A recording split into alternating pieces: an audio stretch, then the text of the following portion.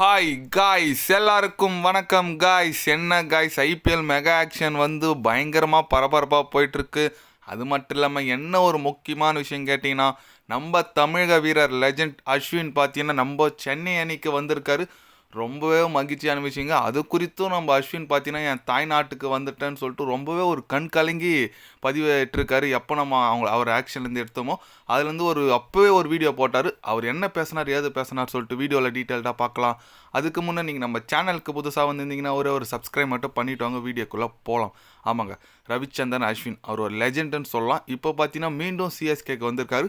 கடந்த 2014 தான் அவர் லாஸ்ட்டாக விளையாடினார் சிஎஸ்கே. அடுத்த 10 வருஷத்துக்கு அப்புறம் மீண்டும் சிஎஸ்கே வந்திருக்காரு. அவர் என்ன சொன்னாருன்னு கேட்டிங்கன்னா, வாழ்க்கை ஒரு வட்டங்க, அதில் எப்படி வேணால் மாறுன்றது எக்ஸாம்பிளாக நான் நிறைய உணர்ந்திருக்கேன். அதில் இது ஒன்று. அதனால் கண்டிப்பாக நான் திருப்பியும் சிஎஸ்கே வந்திருக்குது எனக்கு ரொம்ப மகிழ்ச்சியாக இருக்குது. என்னோடய சொந்த ஹோமுக்கு வந்திருக்கேன். நான் சென்னை அணிக்கு ஆப்போசிட்டாக நல்லா பால் போடும்போது கூட எதிரணி சென்னை ரசிகர்கள் யாருமே என்னை பாராட்ட மாட்டாங்க, கைத்தட்ட மாட்டாங்க. ஆனால் இப்போ சொந்த மக்கள் கூட நான் விளையாட போகிறேன். எனக்கு ரொம்ப மகிழ்ச்சியாக இருக்குது. அதனால் கண்டிப்பாக சிஎஸ்கே அணிக்கு என்னோடய ஃபுல் உழைப்பை நான் போடுவேன். இந்த வாட்டி கப் அடிக்க போகிறது உறுதி சென்னை அணி. என்னால் முடிஞ்ச அளவுக்கு நான் உதவி செய்வேன் சென்னை அணிக்கு. அதுவும் தோனிக்கு மீண்டும் நான் விளையாடுறது கனவுல கூட நான் நினச்சி பார்க்கல. என்னதான் ருத்ராஜ் கேக்வாட் கேப்டனாக இருந்தாலும் தோனிக்கு கீப்பர் இருக்கும்போது நான் பால் வீசுறது பெரிய ஸ்பெஷலான மூமெண்ட் எனக்கு. அது மீண்டும் கிடச்சிருக்குது. சிஎஸ்கே மேனேஜ்மெண்ட்டுக்கு நான் நன்றி தெரிவிச்சுக்கிறேன் அப்படின்னு சொல்லிட்டு அஸ்வினே சொல்கிறாருங்க.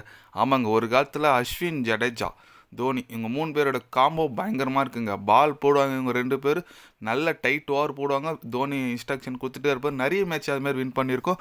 மீண்டும் ரவீந்திர ஜடேஜா சொல்லுவாங்களே டெஸ்ட்டில் கூட, ரவீந்திர ஜடேஜாவும் ரவீந்திர அஸ்வினும் 2 பேரும் சேர்ந்தா எப்படி சம கூட்டணி டெஸ்ட்டில். அதே போல் இப்போ T20 மீண்டும் 2 பேரும் இணைறாங்க. கண்டிப்பாக ரொம்ப ரொம்ப ஒரு மகிழ்ச்சியான விஷயங்க. எனக்கு பிடிச்ச பையே அதுதான். அதுக்கப்புறம் பார்த்தீங்கன்னா ராகுல் திரிபாதி எடுத்திருக்காங்க. ஓகே, அவரும் ஒரு நல்ல பை. அப்புறம் பார்த்தீங்கன்னா நம்ம ரச்சின் ரவீந்திரா, கான்வே இவங்களெல்லாம் எடுத்திருக்காங்க. நல்ல ஒரு இதுங்க. அப்புறம் நூர் அகமது 10 கோடி கொடுத்து எடுத்திருக்காங்க. என்னன்னே தெரியல.